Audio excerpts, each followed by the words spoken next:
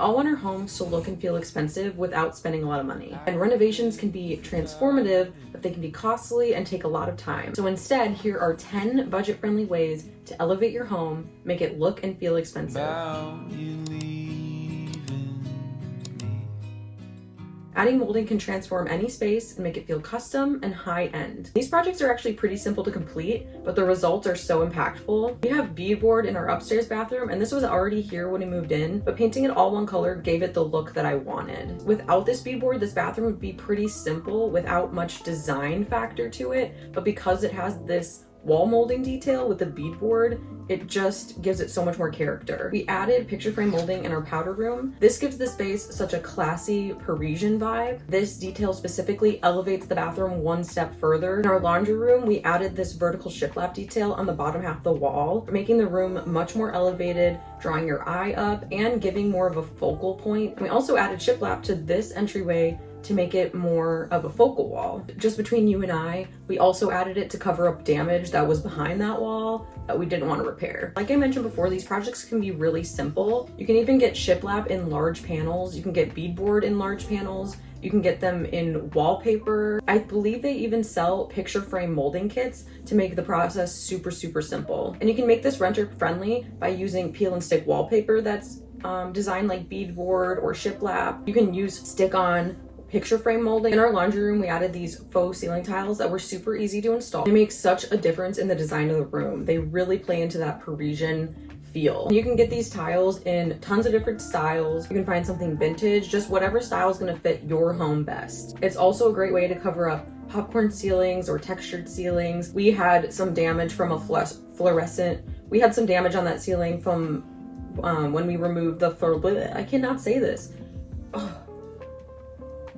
We had some damage on the laundry room ceiling when we took down the fluorescent light. This was way easier than patching the ceiling. Not only was it easier, but it looks so much better than just a plain ceiling. Another way to make an impact with the ceiling is just to simply paint it. We did this in the living room, which I'm sitting in right now, and the powder room. It draws the eye up. It makes the room feel cozy, yet large at the same time. It really just gives it that designer look. One other idea for the ceiling is to add some sort of wallpaper. You can find wallpaper in so many different designs, so you can really customize this to your space, to your style. And using wallpaper can also be a renter-friendly option because you can find peel and stick, and I'm sure you can find peel and stick wallpaper that's in like a ceiling tile style, even if you wanted to do that look. Art and photos can add so much personality to your space and are one way to make your home really unique. Most of the art we have in our home are one of a kind, and the frames are thrifted, so nobody else has these particular pieces. So it does a great job of showing our story, our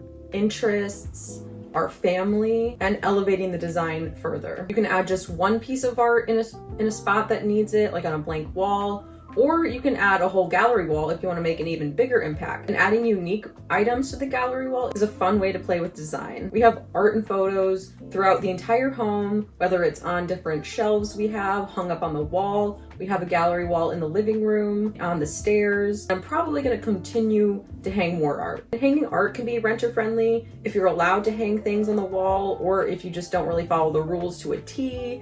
I always personally hung things on my wall, even if the landlord said we weren't allowed to technically use nails. That's probably not something everybody wants to do, but it's like the easiest thing. Just patch it up and no one even has to know. Painting is one of the easiest ways you can elevate your home, add personality and design. You can use it to play with color, brighten up a space, make a space feel more moody and cozy. Paint can be added to cabinets, trim, walls, and it's something that's slightly lower risk because you can change paint pretty easily. I know it's kind of a pain to paint an entire room multiple times, but it's better than having to like retile something. We use paint in our living room to add coziness. This is the color Dry Time by Sherwin-Williams. The kitchen to add brightness and character. We painted the color Creamy on the walls and painted Canvas Tan on the cabinets, which I think adds just the perfect amount of character to our home. And we painted many other spaces in the home just to add pops of color and to lighten up spaces, just to show my personality and my design style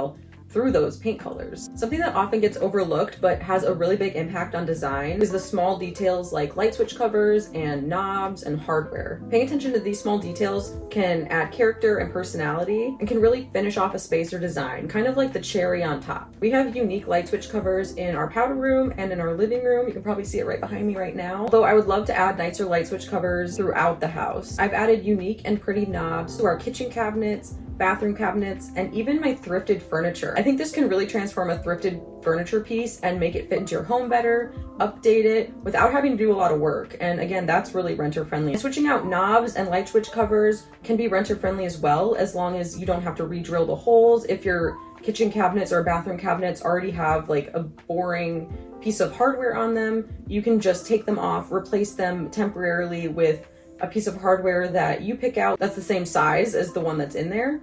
And the light switch covers, again, you just take them off, screw them in, and then when you're ready to move out, put the old ones back.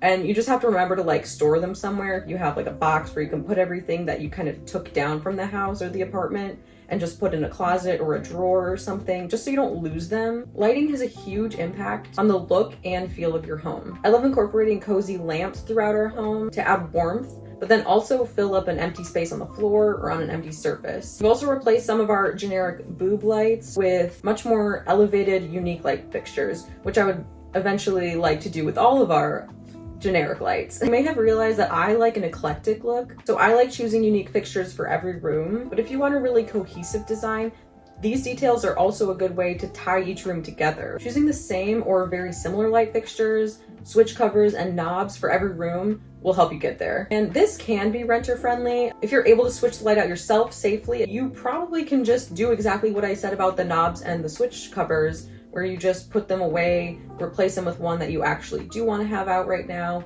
And as long as you hold on to that old one and put it back up before you move out, I don't see the issue. You might want to read through your lease if there's anything like super specific about lights that you're not allowed to change. Or if your landlord's flexible, you can always talk to them and ask if that's something you can change on your own. Adding curtains and pretty window treatments can add coziness and height to elevate your space. You can really tell the difference when I show you our living room, which has these beautiful vintage curtains that go all the way up to the ceiling and all the way down to the floor, versus our bedroom where we have not touched the builder grade blinds since moving in. So I hope you can see the big difference that the curtains make versus just the simple blinds that don't really add anything. I think they make the bedroom look even cheaper.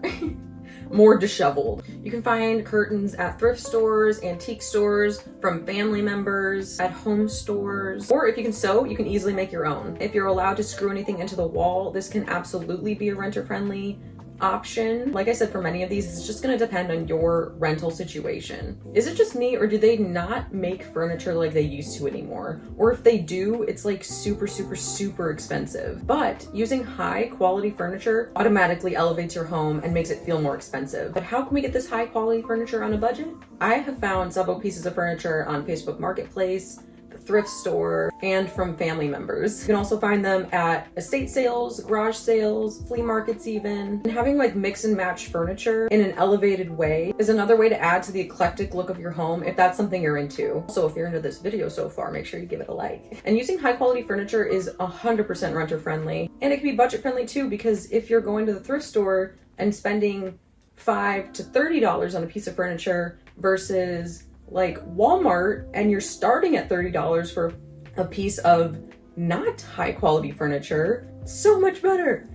So much better. And you can customize the furniture because you can paint it, you can stain it, you can refinish it, you can add different knobs to it, whatever you want to do. And it's so fun. It adds to the unique feel of your home. As many of you know, I love a good DIY, but a general rule of thumb, your DIY project looks like a craft project, it's probably not gonna help your home look or feel more expensive. When I say this, I don't mean don't try new DIY projects, don't try new techniques. You want to continue to build your DIY skills and get to a point where your DIYs are almost a shock to people. Like I told somebody that I built this table and they're like, what? Like they're shocked. Y'all aren't shocked because you saw me make this probably, and if you didn't, check it out. There's a lot of things I could have done better, but the ones that I'm super, super happy about fit in seamlessly with my home, are high quality, and just add to the look of my home. That's the best part about DIYs though. That's why there's like it's a double-edged, not double-edged sword, but like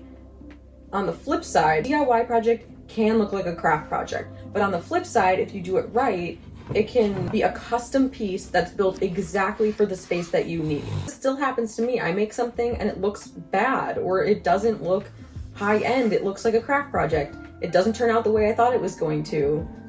Don't be afraid to just like tuck it away in a closet or give it to a friend or, you know, donate it to Goodwill. Somebody else might like it. Somebody else might like the craft style.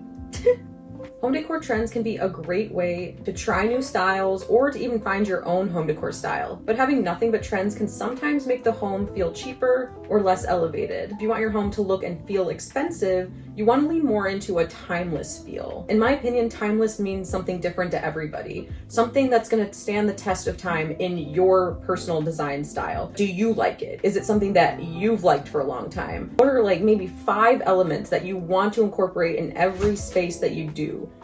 Maybe 3, maybe you can't think of 5. Like for me, it'd be like wood, pops of color, vintage, textured glass, and gold or brass. I think those 5 things are like super key elements to my design style, and those aren't really going to change. Oh God, what am I going with this? And maybe this is something you're still working on, which is again, a really good reason why you could be trying trends, but incorporating it in a way that feels true to you. What do you actually like about those trends? Are you actually drawn to it for a specific reason? Try to find out what that reason is and don't stop, you know, like keep doing that with everything. Even though this can be a really difficult thing, it just is a lot of experimentation. At the end of the day, finding what you truly love is the best way to make your home look and feel expensive. I don't think about it.